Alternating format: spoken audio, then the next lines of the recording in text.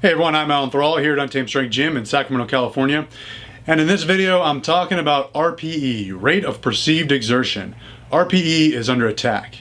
People are trying to cancel RPE. Will Ratelle just made a video talking about maybe some of the pitfalls of RPE, his criticisms of RPE, his elaborated thoughts on the subject. So go check out that video. It's a good video. It will make some of the things I talk about in this video make more sense. But anyways, after watching that video, I was T.O'. Man, I am ticked off. How dare he criticize my precious RPE? And so anyways, I've in a fit of rage, I wrote down some notes, and I'm gonna make this video here. I wanted to make a video talking a little bit about my updated view of RPE. This was a perfect opportunity to do so. So here we go. The first thing I'll say is, I don't care if you don't like RPE. RPE is not for everyone. If you prefer percentage-based training, or you like maybe some sort of block periodization where you kind of just increase weight in waves up to a peak, maybe you like just paying for a coach to tell you exactly how much weight to lift. If you open up a new program and see RPE in it and say, ew, it doesn't bother me, it doesn't offend me. After Will made that video, I liked watching it, and I liked listening to things he had to say, because it gets me to question why I use RPE. Why I use RPE in my own training. I use RPE with my online clients. I just wrote a program, Strongman Strength program. There's RPE and percentages in it. So it gets me to just think about why I use RPE, how I view RPE, and maybe some of the applications for it. And so I thought the video was good. It's good to have a discussion about this stuff. So let's get started. The way I view RPE, how I use RPE, I use it as a tool to communicate. I use it as a tool to communicate for myself when I write my logbook, or when I write my own programming for future looking ahead at what I'm going to be doing in training. It is a tool used for communicating when I talk to my online clients and when they talk to me. And it's a tool for communicating to a population. Like I just mentioned, I wrote a program, and so it's used to communicate. That's how I use RPE, communicate the intensity with a population. And RPE does not have a singular use, like percentages might have a single use. You're doing 70% of a 1 rep max for 10 reps. Black and white, pretty straightforward. RIR 1, RIR 2, RIR 3. You have 1, 2, or 3 reps left in the tank. Now, RPE can be used in conjunction with percentages, and with RIR, there is an RPE percentage chart to say 5 reps at RPE 8 is going to be roughly 81% of your 1 rep max. You could also use RPE and RIR interchangeably to say RPE 9 is 1 RIR. And that's one of the criticisms of RPE, is it's basically RIR, just inverted on a 10-point scale. What's up with these fitness influencers just rebranding, making up their own new fancy acronym just to sound like they know what they're talking about? You're just rebranding RIR. And I understand that. I understand where they're coming from when people say that. But that's not the only use for it. One thing that Will talks about is the RPE scale doesn't make a whole lot of sense, because it's a 1 through 10 scale supposedly, but we only use 6 through 10, so rendering it to be a 5-point scale. And then we use decimals like 7.5 RPE, so you're making a 10-point scale again. So why not just use a 5-point scale? It's a 10-point scale. It doesn't really make a whole lot of sense. And that's a good point. But rarely do you see RPE 3 prescribed to a set of 5 reps. He mentions the Borg scale, which is a 6 through 20 scale where RPE originated from. And there is a modified Borg scale of 1 through 10 that can be used to kind of view RPE as well. I'll post it on this video here. But there is a 1 through 10 scale that you could use if you wanted to. So I've mentioned that RPE does not have a singular use. So it can be used more than it can be used with RIR. It can be used with percentages, but that's not it. So what the heck is it then? I view RPE as a tool, or as a way to communicate intensity or effort in relation to maximum effort. It can be used to quantify the difficulty of training. Contrary to popular belief, RPE is not a program, it's not a coach, it doesn't do all of the work for you, it's not AI, like, you know, hey ChatGPT, I got RPE today, tell me what to lift. It's not, it doesn't really work like that. Again, it is used to quantify or to note the overall intensity of that session. Again, it is used as a way to quantify the difficulty of something. When most people go into the gym, most people watching videos like these, when you go into the gym, you're not completely clueless about what weight you're gonna lift. If I said, hey, come lift with me, we're gonna do some heavy sets of 5 today, you'd have an idea of like, okay, sets of 5, you know, 225, maybe up to 250. You have an idea of what you're gonna lift. We're gonna do heavy singles today. You know, you're not going into the gym thinking, I don't know, is it gonna be 100? Is it gonna be 200? Is it gonna be 300 pounds? Who knows? Tell me what to lift. You might say, all right, heavy single, 350, I don't know, maybe I got 365 in me today. You have an idea of how much weight you're gonna lift. And RPE is just used to calibrate exactly how much weight to lift. Maybe not even exactly, just roughly what weight to lift. And let's say you do have no idea what weight you're lifting. You have absolutely no idea, hey, today we're doing a back squat.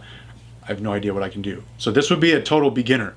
I am a personal trainer and I do work with tons of beginners.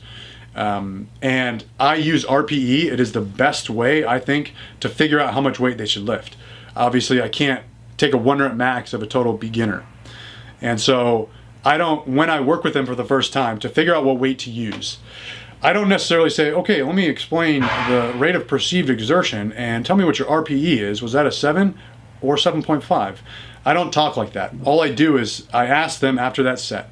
I say, what would you rate that difficulty? How hard was that? On a scale from 1 to 10, 1 being like you're walking in the park, and 10 being that was a lot of effort. That was maximum effort. I tried my very best. That was as hard as I could go. And usually they'll say, like, I don't know, there's like a 5 out of 10, I guess. I'm like, okay, cool. Let's add some weight then. So we add weight. I wait to see if the intensity goes up. What would you say that set was, 1 out of 10? Oh, that was a little harder. That was like a 7 or 8 out of 10. I'm like, okay, cool. Let's do a few sets at that weight. So it is used as a way to just communicate how difficult was that for you. I'm not, you know, saying, did you have 2 reps more or 3 reps more? Because a lot of times they don't know. But even still, it is not just a way to communicate to beginners. People who have been lifting can understand this concept. Here's a real world example. So I have, oh, my wife is texting me. Oh shoot, I forgot today's Valentine's Day. So here's a real world example. I have worked in the past 12 years, I've worked with a lot of people who do beginner programs like starting strength, strong list 5x5, especially when I was a starting strength coach. Worked with tons of people who do 3 sets of 5 starting strength. And a lot of times they will find out quickly what their 5 reps at RPE 10 is, what their 5 reps at maximum effort is. So when they come to me for help, they're usually stuck on the program, they're plateauing, they're failing lifts, they're deloading, they're working back up and just failing the same weight over and over again. And so this is kind of a good way in to introduce this concept of RPE to them. And a real world example that I recently had, this guy would always, a couple of times he got to 245 on the squat. And he would get the first set of 5, and then he would fail the second set, fail the third set. So he's like, I don't know what to do. And first I want to make sure he's not doing anything totally, you know, wild, like, you know, off the charts. Like, are you resting? How long are you resting between your sets? If he said 30 seconds, it'd be like, all right, let's slow down. But no, I rest like 4 or 5 minutes. His form looks fine. He's not doing anything crazy. So I'm thinking, okay. So I ask him, I say, that 245 for 5 reps, what would you say that was in terms of difficulty? 10 out of 10. I'm sorry, 1 through 10, 10 being maximum effort. No question, it's a 10 out of 10. I literally could not do any more. Couldn't do another rep, couldn't add any more weight. It was like max effort, damn near killed me. I'm like, okay. In my head, I'm like, that's his 5 reps at RPE 10. And I say to him, all right, what if we did a few sets of 5, but we did it at like an 8 out of 10 effort? What weight do you think we should put on the bar? And he was like, without calculating, without percentages or anything, he was like 215, 225 probably, with like an 8 out of 10. I'm like, okay, let's start there. I don't even care how accurate that is. It's just a way of him understanding how to scale intensity a little bit. So it can be used even for someone who has a good idea of what weight they're going to lift. It's a way to scale difficulty and training to kind of calibrate how much weight you should be using today. And that brings me to my next point, that RPE is not just about exact weight on the bar or exact reps in reserve, exact percentages. Sometimes I'll ask a client, what would you say your RPE was for this week of training? And they're like, 10 out of 10. I barely got the sessions in. I missed one session. I'm hurting, I'm aching, I can't sleep at night, I'm just flat out done. That never happens, but I'm just giving an example, making up an example. So they would say, this week has been like 10 out of 10 training, it's just way too much. Okay, let's scale it down. Without asking, about specifics, it's just a way of communicating difficulty and intensity. RPE can also be used for something like a sandbag carry or strongman. So I might say you're doing sandbag carries for 100 feet. I want you to pick a sandbag that is like a 7 out of 10 difficulty, RPE 7 difficulty. You could even use it for running. Today I want you to run a mile, but I want it to be like a 7 or 8 intensity, RPE 7 or 8 intensity. Doesn't mean you have to go calculate exactly what splits and what time and what pace and what heart rate, none of that. You just give a 7 to 8 out of 10 difficulty. You put forth that much effort. And you could, I guess, calculate the numbers to say, okay, my all-out, balls-to-the-wall mile, best time is 8 minutes.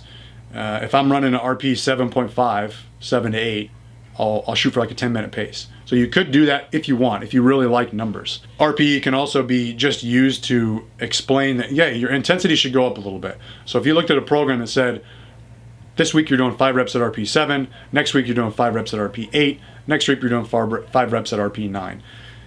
You know that intensity should go up a little bit week to week. Weight on the bar, and not exact percentages of how much it should go up and down, but there's a progression week to week in intensity. This is a way that powerlifters can communicate.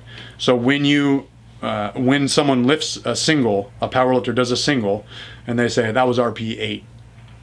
I'm thinking of one guy in particular I've worked with who would just max out and call it RP 8. And so I would just talk to him and say, what did that 1 at 8, what did that 525 squat feel like? Now, a 1 at 8. Like, does that feel like an opener? If you were to compete this today, does that feel like an opener? No, that's too much, right? So your opener should feel like one at RP 8. 1 at RP 8 should feel like an opener. 1 at RP 9 should feel like a second attempt where you're getting there at the ceiling. 1 rep at RP 10 should be used to describe a PR or a third attempt. Did that feel more like an opener or more like a third attempt? That was a third attempt. I don't know how much more I got in me. Okay, if it's a third attempt, we're going to call that a 1 at 10. Also, when I was deep in the trenches of RPE training and I was powerlifting, I was working with Austin Baraki, everything was RPE based, and there were times when I would use RPE, but I wouldn't use it interchangeably with RIR. Here's an example. I would do 495 squat. I'd squat 495 and I'd say, that was pretty solid. That was a good top single. I would say it was RPE 9. Now, I don't think I could have done it for another rep. Don't think I could have doubled it. However, it was not maximum effort. I definitely had 500 in me, maybe 505, maybe even 510. So I'm just using it to say it was a 9 out of 10 effort, and I had a little more in me. But it's not to say that I could double it. Anyways, hopefully all of this is you're not thinking in your head, oh, wow, RPE is a lot more confusing than I thought. No, I'm totally, confused about how to use this thing. It's just letting you know that it can be used alongside percentages, alongside reps in reserve, and you could just use it in retrospect. Honestly, if you have a really hard time gauging what a 7 out of 10, 8 out of 10, 9 out of 10 difficulty is. So you might say, okay, I looked at the percentage chart, I'm doing 1 rep at RP 8, that's about 92% of my 1 rep max. So I'll do 92%. And if you say, whoa, that was, I grinded my face off doing that. That was way too hard. Okay, was it an RP 8? No, that was a 10 out of 10. All right, so note that, and then just use that as data moving forward. Or, I know I keep saying you're overshooting, but maybe you undershoot. Maybe you freaking smoke it, and you're like, I could hum a song during that set of 5. That was total cake. All right, maybe it wasn't 5 reps at RP 8 then. So maybe boost it up a little bit next week. I think that's all that I have. I'm going to close it there, also because I need some water. I'm a little parched. Thanks for watching, and always remember, trend on time!